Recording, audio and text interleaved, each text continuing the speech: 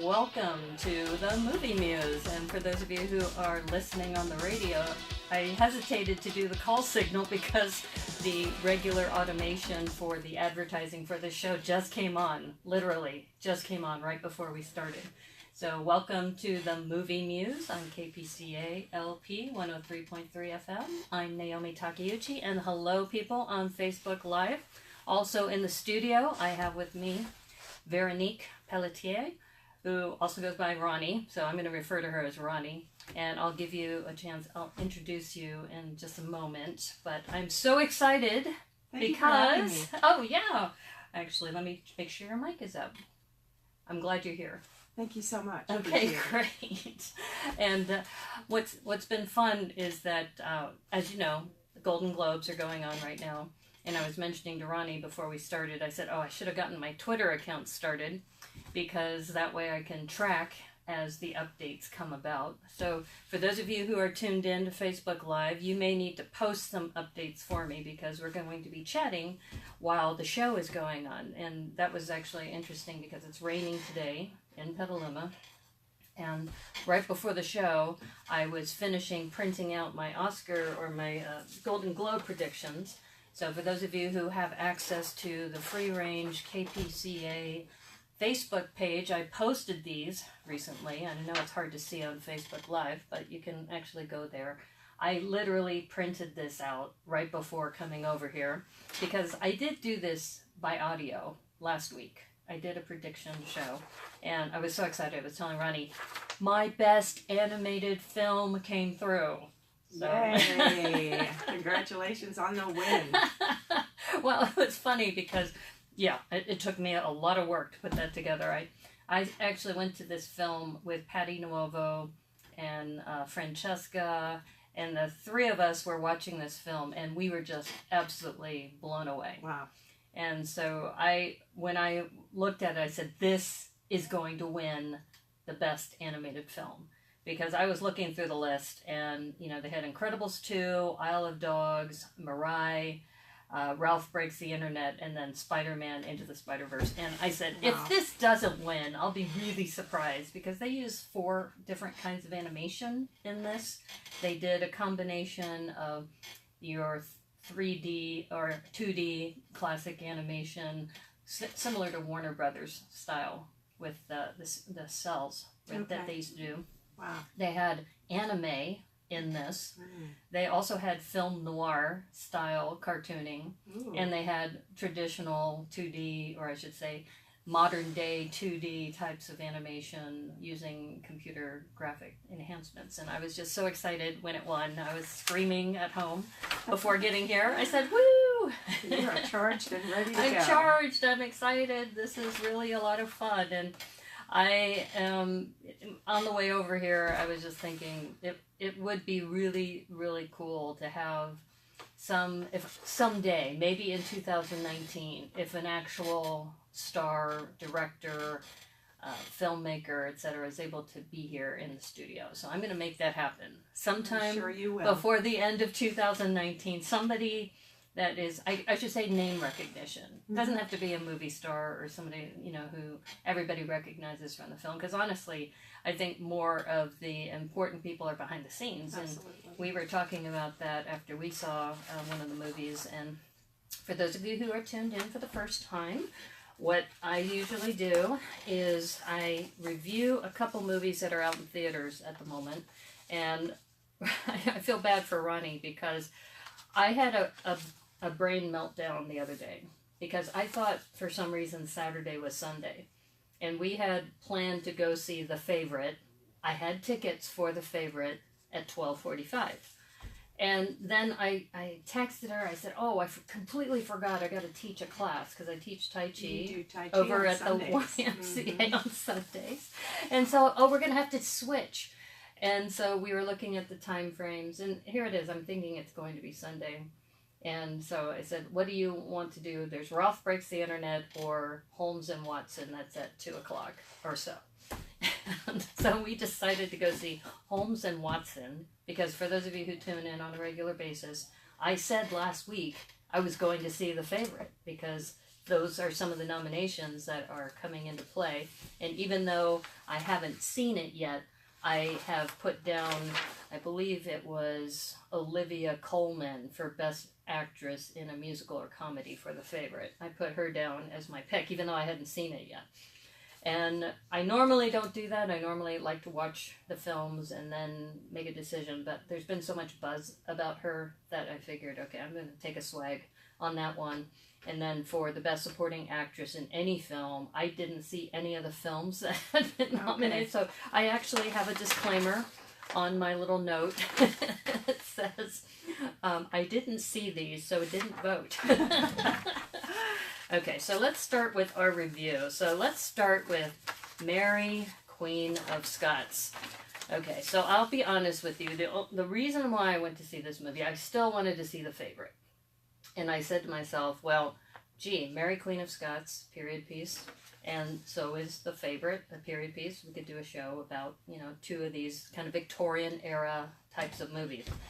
And then I saw Mary, Queen of Scots.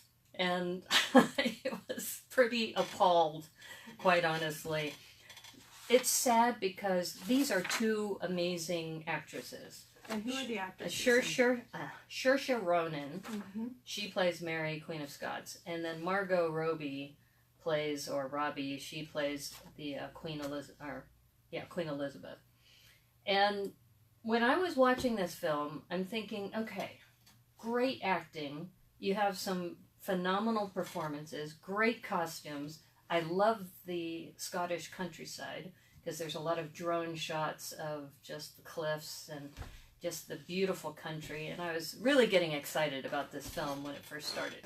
And then the story started playing out, and we don't give spoilers out on this show, as many of you know. In fact, I'm going to put this out there that sometimes we do the bad work for you.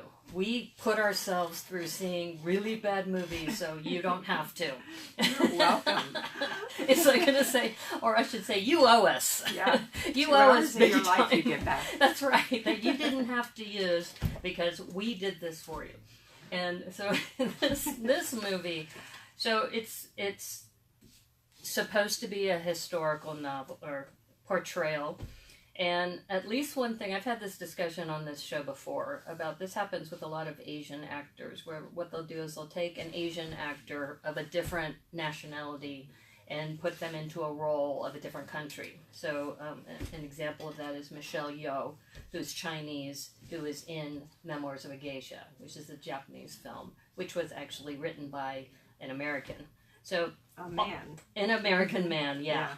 So let's just say that this movie, at least they picked two actresses who have come from the Commonwealth countries. So you have Saoirse Ronan, who's Irish, and then you have Margot Robbie, who is from Australia.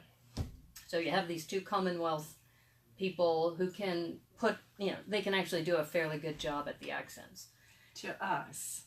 I mean, right. Who knows? I mean, right. Yeah, you're right. If a Scottish person is watching, you're probably thinking, well, that's a pretty nice try, but not that great. I think that's really important, and we spoke a little bit about that, but I see that in a lot of specific fields, and people don't drill down to really go for those details, and I think they're valuable. Well, and also there's so many actors out there that why can't you just get a Scottish actress? They have two Scottish actresses somewhere. Well, a Scottish and an English job. one. Gotcha. Yeah.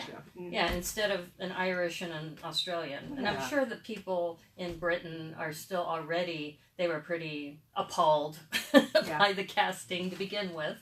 Well, maybe not so much with Saoirse Ronan, because Saoirse Ronan's from Ireland, and even though there's angst there, there's still, a lot of similarities. But there were a couple things about this movie that I was mentioning to Ronnie, that I was sitting in the theater and this couple came in, an older couple came in, and it turns out that their seats were really far apart. So I traded with them so they could sit together, because clearly they were on a date. Gotcha. And a lot of people, they look at this movie, they say, oh, period piece, probably more of a flick that would be more appealing to women, but still, men would want to go on a date and take their date or their wives or spouses, or you know, somebody that they're interested in. This was on a Friday night. You were there. Yeah. And and they were, you know, it's kind of sad that I moved for them. I said, oh no, don't worry, I'm actually doing a movie review, so I'm here by myself, and I don't mind moving. And I was literally sitting all by myself in the back of the theater. There's one lone chair all by itself, and I would have felt bad for the two of them to be sitting separately. But when I was watching the film, this film was disturbing in a couple different ways.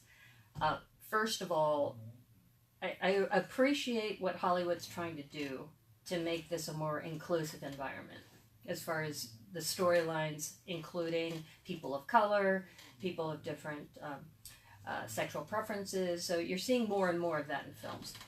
So I appreciate when they try to do that. But in this film, I think they crossed the line just a little bit too much. I think there's one thing to be said about when you have kissing scenes, same-sex kissing scenes. I'm fine with that. But I think what happens is that when they start getting a little too intense and too descriptive about what's happening with different characters, then especially if you're on a date with somebody, that can get kind of uncomfortable. And there was also a few scenes in there of the relationship between Mary and her husband, her recent husband, and that wasn't romantic to me at all. And so if I was on a date with somebody for the first time watching this film, it could be very uncomfortable. But I guess because I'm the movie muse, they would probably say, okay, so what's your opinion about this movie? It's like, oh, let me tell you about this movie. It's like, so I was rather appalled by this movie. So Mary, Queen of Scots, there's the poster, and also the poster isn't very interesting. I mean, look at the color palette. It's just all like a golden shade. There's not much color. It's almost as if it's a sepia tone. Yeah. And I'm just looking at this going, you know, the preview, you get more from the previews than you would going to the entire movie, with the exception of the costume design was fabulous. The scenery and the landscape, so the cinematography was really good. The acting was really good. The problem was the storyline. The writing. The writing was really so bad, and it's so important.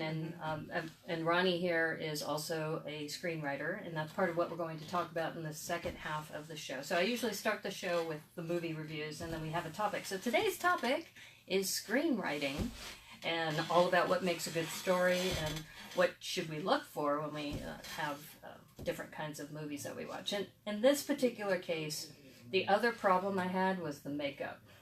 Because I know in this era, when I think it's the 1500s or the 1600s, I mean, they put on that big cake makeup, etc. But they put this wig on Margot Robbie that was bright red. And there were parts when I was watching her on screen, and I said, you know what, she's doing an interview for the Joker, for the next Batman movie. Wow. That's what was going on in my head.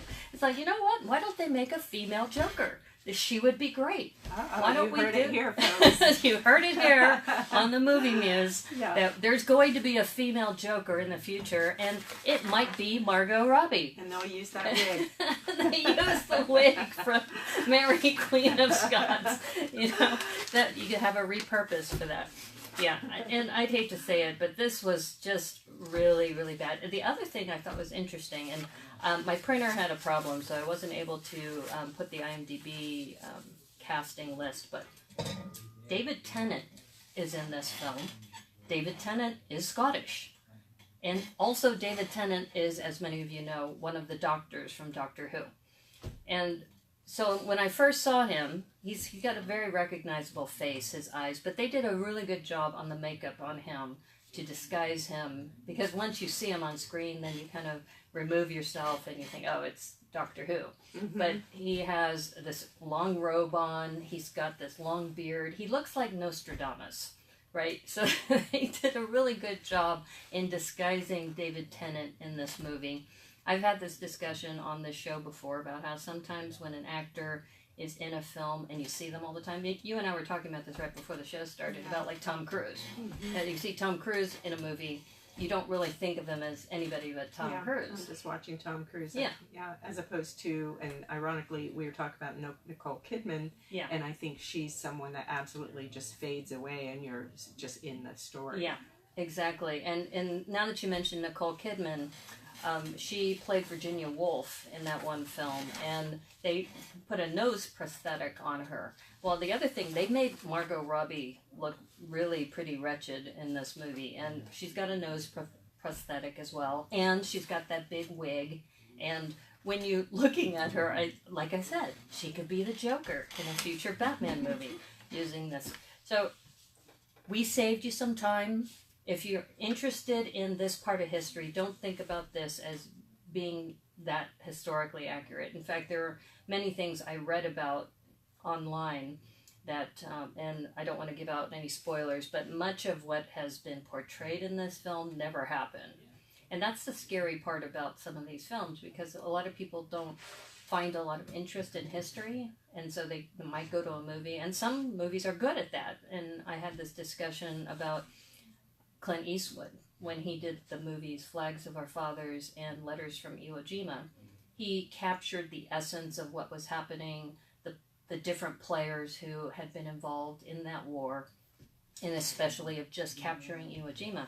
And so I think there is something to be said about using this media to draw some people and educate them into this world. So there's some of that in here, but a lot of it is not accurate. That is unfortunate. There's so much interesting things that really happen in life and in history. I don't understand trying to make up something that's I think they wanted this to be kind of a friendly relationship between Mary and Elizabeth, and that they were friendly people, and that they had a falling out, and that's not really a spoiler, but let's just say that what they depicted in the movie was far from being accurate. And that's unfortunate. Yeah, there's an article I read, I think it was by National Geographic, now that I think about it, that they talked about some of the scenes in there that were not accurate, and people watching the film might think about this conversation and this group of women and how they interacted with each other. And I can see the filmmaker's point of view. Part of it is a lot of what they're drawing on are letters that were written back and forth, because they did not have the internet. They didn't have Facebook Live back then. They wrote letters to each other. So this one, okay, my final review on this, I'm giving this a 1. Ooh. Yes, this is the lowest review I've given on any film so far. But wait, there's more. Just when I thought this was bad. On Friday night. Saturday, we had a chance to go see this movie. And don't forget, remember I said earlier, we were supposed to see The Favorite. And then I had a mental lapse of judgment. And we decided to go see Holmes and Watson. So first of all, on behalf of the American people, I'd like to apologize to anybody from Britain or anybody from England specifically, because these are two Americans playing Sherlock Holmes and Dr. Watson. And I can't even imagine if I was from England and watching this, I would just be horrified just to begin with. And being Americans, we were embarrassed too. Yeah. I think. British people are pretty funny. I'm sure they could have come up with a couple of funny actors. Well, exactly. Yeah. Why did they have to do this with Will Ferrell and John C. Reilly, who are both great actors? They're great actors, comedic actors. But the writing, back to the writing on this, was we loved so bad. I love the costume design. I love the setting. I love the cinematography. Right. But the pacing and the gags what too. What was the story about? Even it was just sort of a gag. It was like watching American Pie, one of those kinds of movies where you have juvenile kids going off on an adventure, and then you have your typical jokes that have to do with bodily parts. Yeah. And you just think, really? These are really? Men in their 60s. Like they're around 50, 60 years old, and it's just kind of hard to watch. It's sad because... Yeah, it's literally sad. And I will have to admit that Benedict Cumberbatch really has epitomized, I think, what Sherlock Holmes should be. And Martin Freeman as Dr. Watson, that pair, whoever came up with that casting was absolutely brilliant. So for those of you who have never seen the TV series Sherlock, go to your Netflix account or your DVR or Amazon Prime, whatever you use, and watch the Sherlock series, because they are amazing at that.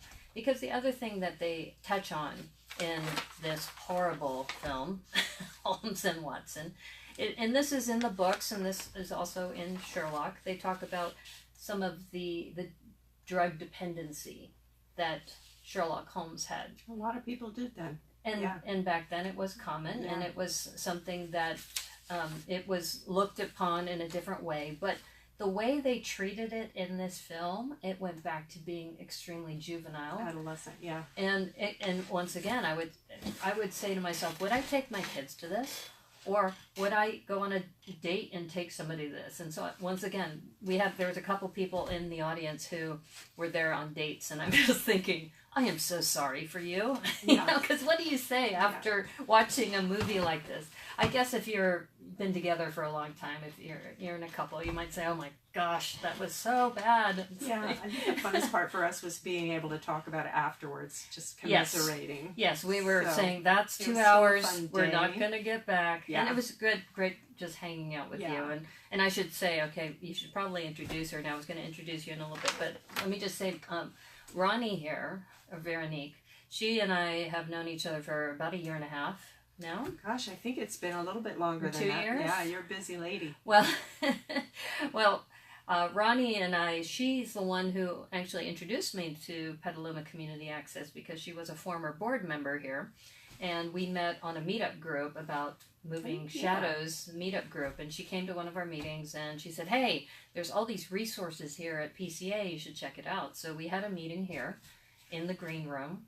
And then we looked at the equipment and we were saying, wow, you know, this is a great resource. Such a cool place. It's a really cool place. And then I joined as a member, and then I ended up using the green room in the back for my Lego animations. And then that's how Rob met me. And now I'm on the air talking about movies. But I really have Ronnie to thank, because she's the one who started me on this kind of journey, just introducing me to the PCA people. And she's also a screenwriter. She's also a student at Santa Rosa Junior College, too. So we have had a chance to talk about screenwriting and different ways that stories move about. And she's taken classes from Mike Traina as well. And so I think it's just been fun just seeing how your new screenplays that you're working on, how they're coming about, and then how we can analyze a movie. And also, the other thing cool about Ronnie is that she is not shy about introducing herself to strangers and introducing strangers to other people too. No, that's probably my number one talent. Well, what did you say you called yourself? You're like a bridge, kind of connecting. I do like to connect a network connector or something. I see little patterns in how people can support each other, and I think. Well, and the reason why I mention this is that we happen to be sitting in the theater right next to Bob Padecki. So, Bob, if you're watching, maybe, hey, how's it going? So, Bob is sitting right next to us, and we're commiserating with each other because, well, first of all, as soon as the movie was over, they didn't roll the credits. What happened, they turned the lights up. The music was still going. The music was on, the lights were up. The lights were up. The screen went black. Yeah. And it was just like, hello. I mean, this is the primary reason why people watch films or produce films, is to get credit. Yeah, who produced and the films. who produced them, you know, giving recognition to the locations. Because I will say, Holmes and Watson also did a great job with costumes. They did a great job.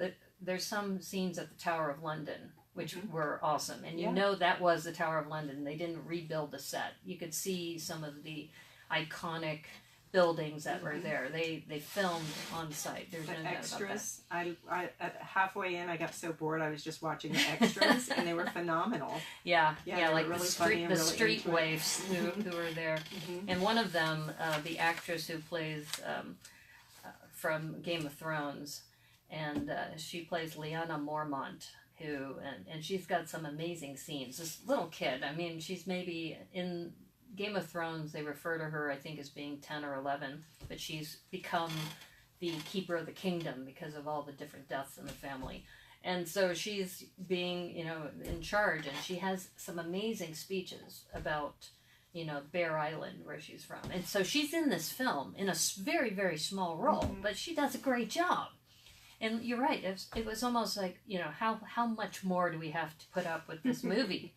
And Ralph Fiennes is in this, but I think he has maybe 10 lines in the whole film. And he plays Moriarty. And I think what they're doing, unfortunately, is they're trying to set this up for a second movie. And I just was thinking to myself, please don't. Yeah. For the sake of our sanity, please don't do a sequel on this one. Just cut your losses. Just put it out there. You're going to make maybe a little bit of money, but you're not going to get a lot. Well, speaking of money, that's something we talked about afterwards. And when something is so blatantly a fail, I start thinking, okay, where's the money and what's going on? Why would they make this, and why did they choose this slant on telling the story? And I think sometimes there's tax losses that need to be made. There's payoffs, there's favors that need to be called in. And they just call in a bunch of people who are like, okay, we got you on screen. You owe me for being on film. Yeah, there's you know a lot what? of Somebody lost a bet. Happen. I think you're right. Yeah, I agree.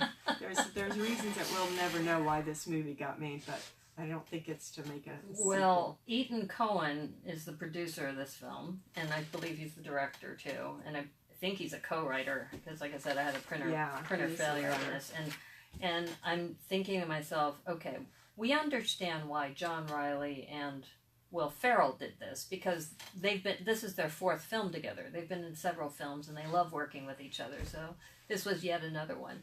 But if I were to say something about this is like Dumb and Dumber meets Sherlock Holmes, right? If you want to have an analogy.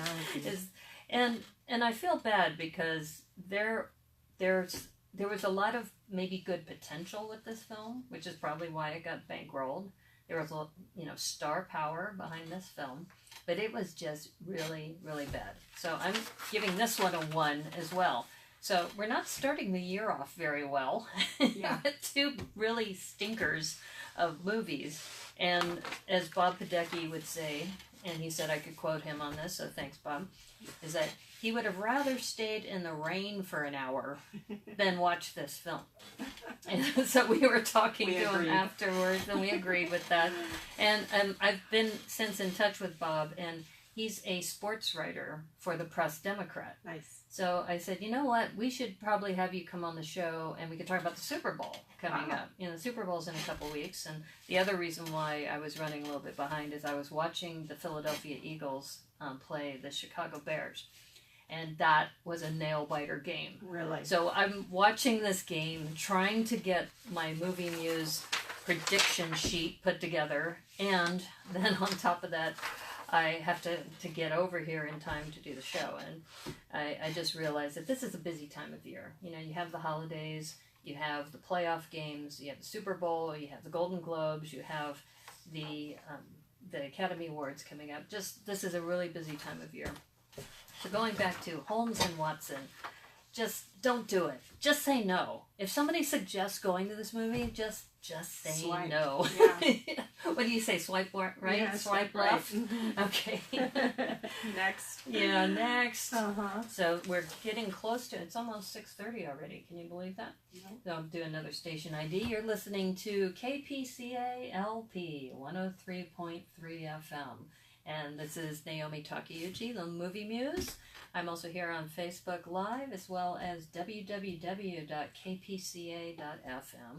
And I'm in the studio today with Véronique Pelletier, who is a film student / screenwriter / former board member, and just a good friend who we hung out this last Saturday to watch this movie before coming on the show. And I tell you, it was really heartbreaking for me, and I'm thinking to myself, I gotta watch something better just to cleanse my brain. Yeah, you had those 2 in a row. It was horrible. Well, I can thank you for telling me about a movie that I just loved, that I watched last night and today. that I told her she has to watch this because we have to talk about something redeeming. Yes. So this third movie is Roma.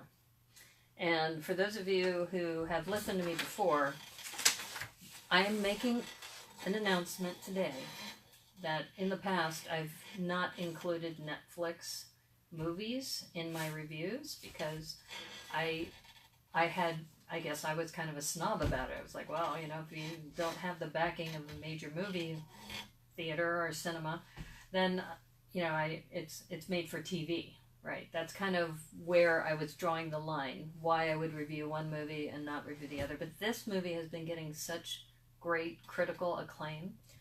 Plus, it was directed by Alfonso Cuarón, who is a very well-known actor or director. And you just start thinking, okay, well, if other reviewers are finding value in these, and you're noticing too, more big-name stars are now moving to Netflix too. Chris Pine is starting to do some work with them. Sandra Bullock is now doing some films with Netflix. So Netflix is, I'm going to say they've grown up. They're no longer the teenagers anymore. They're now grown up. They're now at the table. And this movie is a winner. This one, Roma. So for those of you who are not familiar with the story, it follows a woman who is a maid for a doctor and his wife and their kids, and also the mother-in-law. And you know, you're following along the lines of this woman's life, who is a working class person going through life and helping raise these kids for this other family, and yet also trying to manage a life of her own as well. And they call it Roma because that's a certain part of Mexico City. It's I guess a suburb of Mexico City, and that's where all of this takes place. And first of all, I was really impressed by how this film used actors who are not known as far as Hollywood actors. And I did print out this time. I did bring my notes with me because my printer was working at the time. But of course, this light, there we go. So this woman, her name is Yalitza Aparicio, sorry. Yalitza Aparicio. So, and she plays Cleo in this film. And she was not known. In fact, they were talking about her performance in this film was so amazing for somebody who is not known for her acting. Mm-hmm. And they mostly cast her because of where she came from, as far as her ethnic background within Mexico. And when you start watching the acting in this, you just think, well, first of all, this is an amazing director to be able to bring out such great performances from people, because the people who are acting have to act to a camera, and they have to be in a certain spot, and you know, make sure you make your mark. But the director is the one who has to tell them how he or she wants their emotion to show on the screen. And like you just said, that they have to make their mark, and he used a lot of long takes, which I'm a big fan of. I love seeing movies, directors that use long takes, and some of them were just beautiful, like at New Year's Eve, when they had that big party. Oh, yeah. The camera just goes from the right, then to the left, and then back to the right, and so much happens. Yeah. And it's beautiful. No cutting away. And no, there wasn't a lot of jump cuts that you see in a lot of films. And it's hard to do. The other thing about this film is it's a black and white film. So for the day and age that we're in, it almost looks like a period piece where it's set in 1970. And so I think he wanted to have the colorization, so then, or I should say the lack of colorization, so then that way we really transport ourselves back in time. Mm-hmm. And I was also impressed by just little details. And this isn't really a spoiler, but I'm just going to mention this little detail. So, for example, the father drives this very large car. This very large American car. Mm-hmm. And so there's a couple of shots where they show the car being driven onto the property, and then they'll cut away to the close-up of the side view mirror, and they'll cut away into a long shot again of the car coming in. Then they'll cut away to the tire and how the tire is coming up into the lot. And even though that's a very small detail and you're thinking, you know, why is he spending so much time on the car? It does become significant later in the story. Very symbolic. Yes, yes. And so that's why when I'm first watching this film and you see all that detail, first of all, it's kind of cool just watching the detail and you're thinking, okay, what's going on in the director's mind is that, you know, he took several close-up shots of just the side view mirror. I mean, the side view mirror gets a good probably minute and a half. Yeah, that's in a long that section. scene of just him. Yeah, just driving up, and pulling it in, adjusting it, getting it to the right exact place because they know they can only pull this car into a certain location. So that's an example of how the details of the filming, and it has to do a lot with the screenplay too, that why is he spending so much time on the car? And that's because, like you said, there's car represents, it's a symbol of many things in the beginning of the film, and it returns towards the end of the film, and in different ways. And we're not going to give out spoilers because you've got to see this film. Yeah, I want to talk about it, but we're going to have to let you go see it. No, it's you have really to special. see this film. And you'll see that the poster says Best Picture of the Year. And it's also been nominated. In fact, it has been nominated for Best Director of a Motion Picture. I voted, though, last week in my prediction show, and I'm predicting Spike Lee is going to do well. So if anybody is, you know, I'm not watching right now because I'm in the theater, or in the studio, and I'm really hoping Black Klansman gets some recognition as well as Spike Lee. And part of it, too, the reason why I was leaning towards Black Klansman is that it won the Palme d'Or Award in Cannes. And this particular group of people who vote for the Golden Globes are an international group of movie critics. And so their perspective is from all around the world.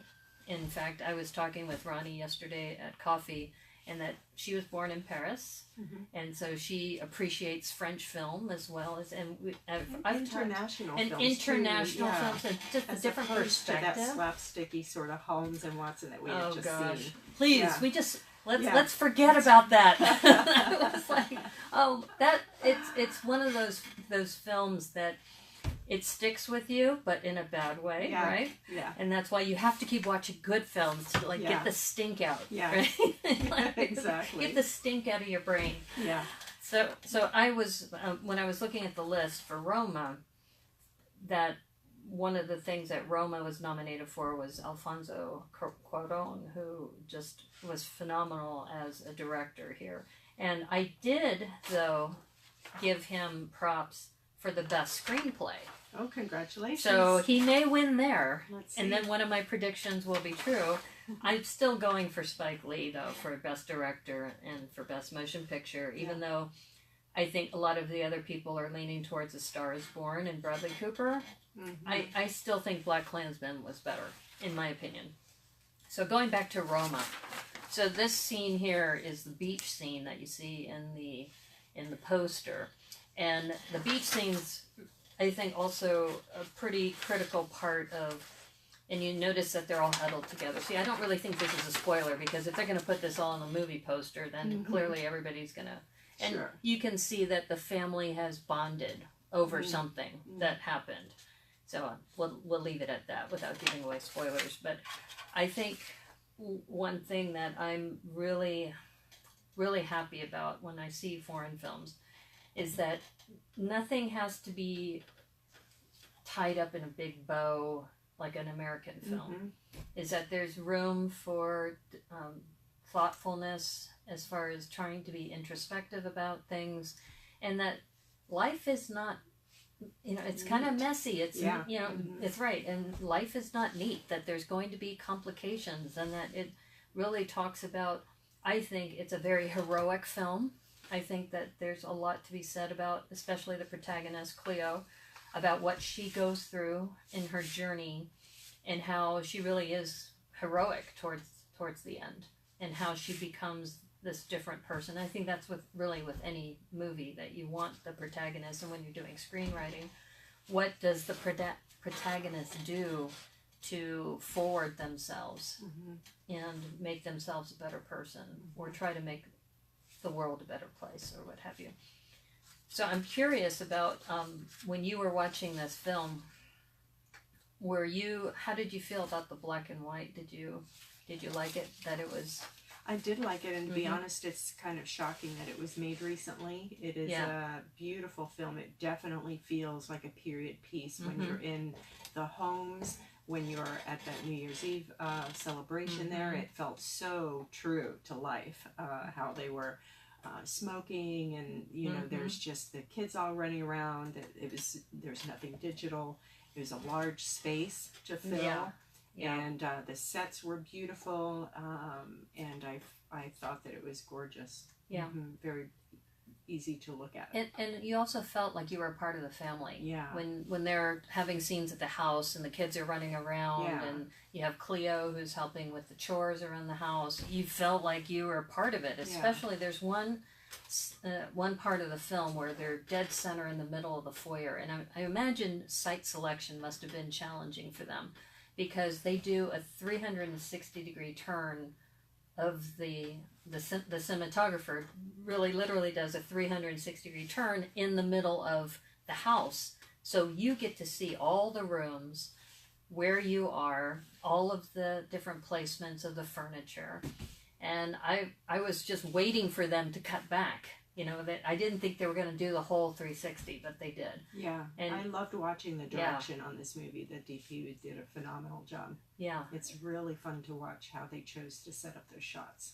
Exactly. And there's, I noticed too that when you have even little things like the dog, you know, the dog, by the way, I'm going to have to start making a note of movies that have fun dogs in them, fun dogs to watch. Because we watched a movie called Widows, which was really bad. I thought I saw the worst movie when I saw Widows.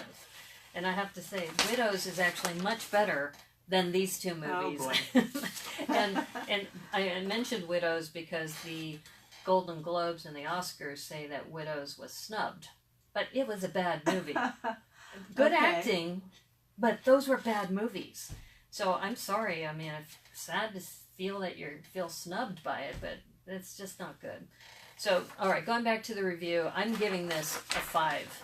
That Roma is so good. I mean, there's also a couple of scenes where they have large crowd scenes, and you're just thinking, how did these crowd scenes, how did they get all of those people? All those people, all those clothes, extras, all those cars, exactly. all of there's no digital devices, there's no digital billboards. It's just amazing. It's really flawless in that regard. I love watching that kind of stuff.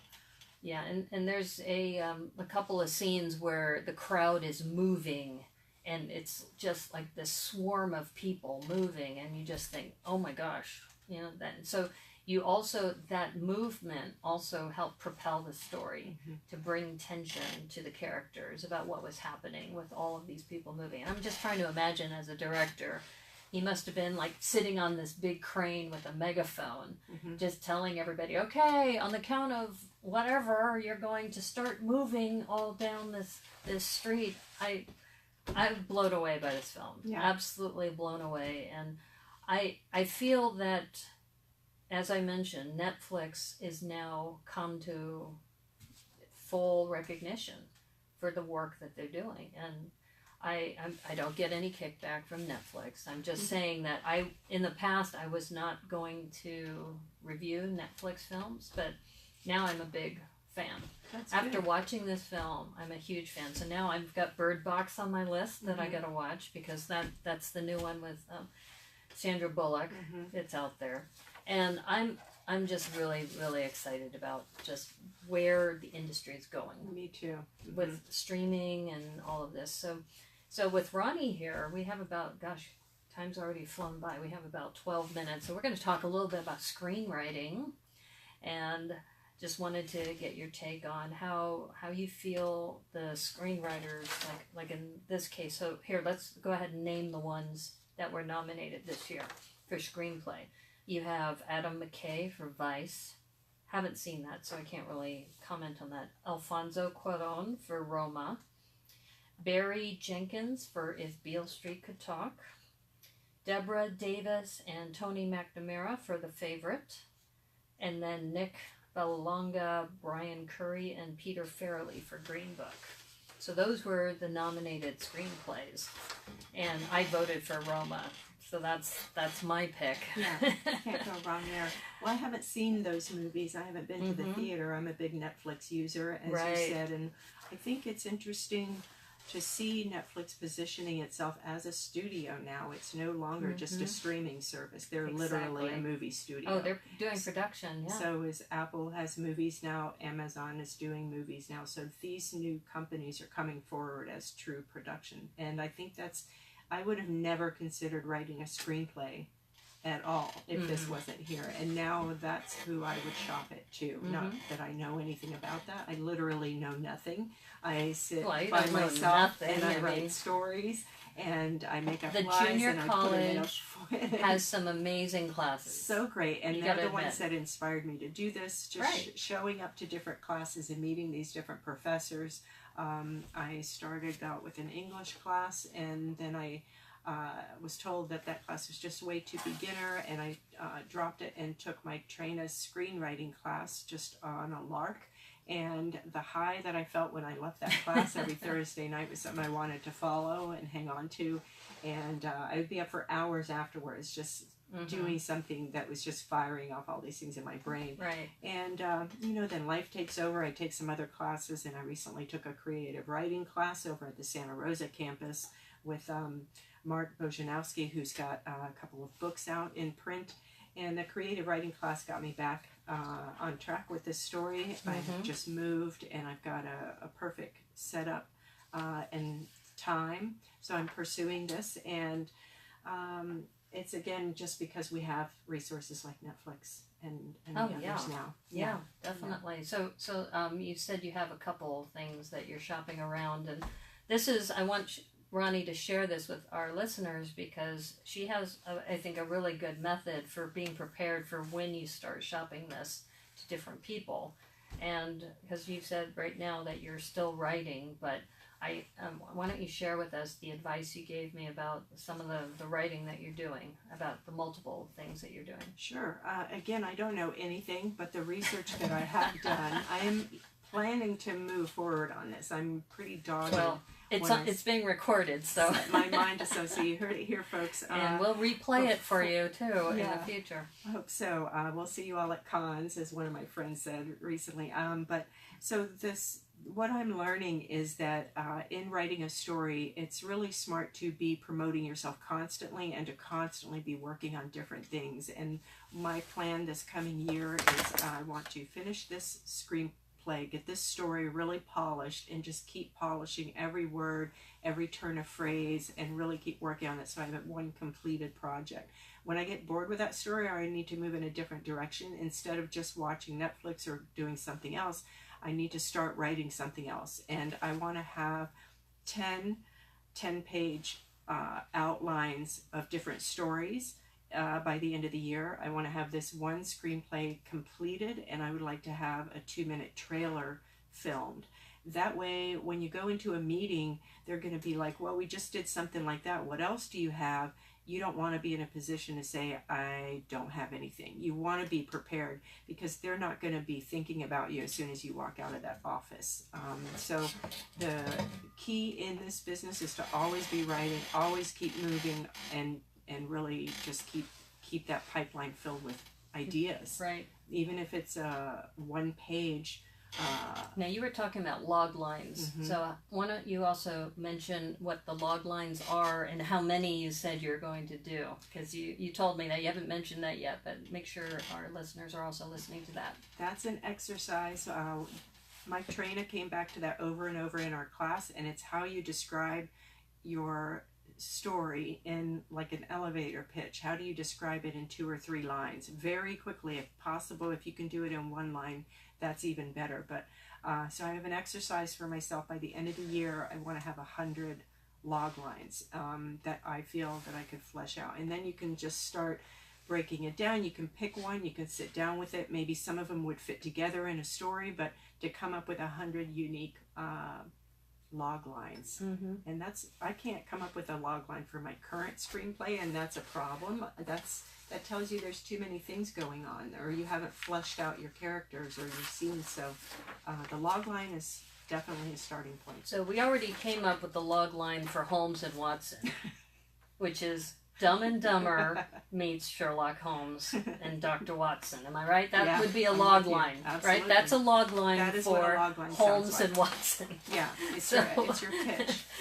And I guess for Mary, Queen of Scots, I guess sisters who can't, or good acting sisters who don't really like each other. An ongoing rivalry between two sisters in positions of power in 1594 or something. Like that. Well, actually, they weren't sisters. I think they were, well, I guess they were kind of more cousins. Who knows? Yeah, still bad. Okay, what about Roma? What would be the log line for Roma? Wow.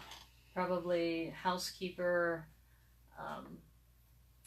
I haven't finished watching it because it's so beautiful. I have to turn it off after about 45 minutes and just sit there and take it in. And I've watched about 2/3 of it.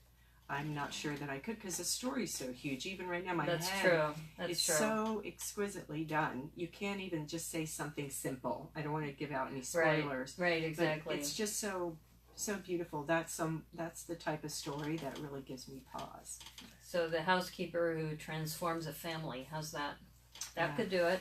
I'll take it. I'll take it on your word. A housekeeper that transforms a family.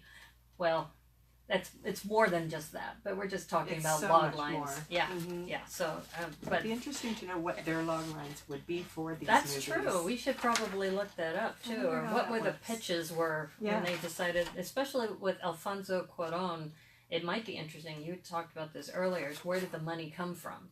Did Netflix go to Alfonso Cuarón and say, "Hey, do you have something that maybe the other cinema houses aren't wanting to back? Because we'll back you." Yeah, Netflix is being very aggressive at putting a lot of money out there. I think they're even in debt, but in a good way. That's how money works, and so they're really spending a lot of money to put this stuff in front of us, and I appreciate it. Definitely, and that's why I'm anxious to see who has won this best writer for best screenplay, because I predicted it last week that it would be Alfonso Cuarón for Roma, but who knows? Yeah. Well, I wanted to explore this idea. If I or anybody listening wants to get into screenwriting, I know that the spring classes are starting soon in a couple weeks, so that might be an opportunity to start a screenwriting class. I know when I took screenwriting, it was called Media 22, and it was Brian Antonson's class, which was great. Tuesday afternoons. And that's not easy for a lot of people who are working 9 to 5. And so you said you took a class. It was on Thursday nights from 6 to 9, and my creative writing class with Mark Bojanowski was Tuesdays from 6 to 9, and that. Do you remember the numbers of, was it Media 22 or something like that? Yeah. Okay, so just do a search under the media. Santa Rosa Junior College. Media classes. The media classes. Now I know Mike Traina will be back next year. In the fall. In the fall. That's right, this year in the fall. I can't believe it. Time's flying by. Is he still hosting the cinema series? Yes. So every Wednesday night at the JC, they can really use their support. It's a phenomenal opportunity for $5. A huge auditorium. That's the Petaluma Film Alliance, and I talk about those films all the time. Good. So Alex Perolini is the instructor while Mike Traina is on sabbatical. But Mike should be back in the summer. So I believe he'll be back in June or July, but he'll be back in time for Media 10 again. So that's the Wednesday class, which is great. You go to class for an hour, and then he'll talk about something in the movie industry, about long shots, as you were mentioning, or about how you might integrate music, diegenic music or non-diegenic music. Yeah, he changed how I see film. I love film. I thought that I was into it until I took that class, and he just pulled back layers that I love that class. Absolutely. And so Alex Pirolini's still teaching that class coming up starting January 16th. So that Wednesday, I don't know, I haven't seen the announcement yet of the films. Wow. Pretty soon is that every week they have a film. And I think he had mentioned he was thinking about putting Roma in the list. So if you're listening, Alex, put Roma on the list. Definitely put Roma on the list because it's definitely worth having. So beautiful. So I just wanted to say thank you again for being on the show. Thanks for we having only me. have like a minute left, and I wanted to end. This isn't a song that's been nominated, but I wanted to put this song up because it kind of reminds me of the awards and all these things that are happening, and you'll understand when I play this.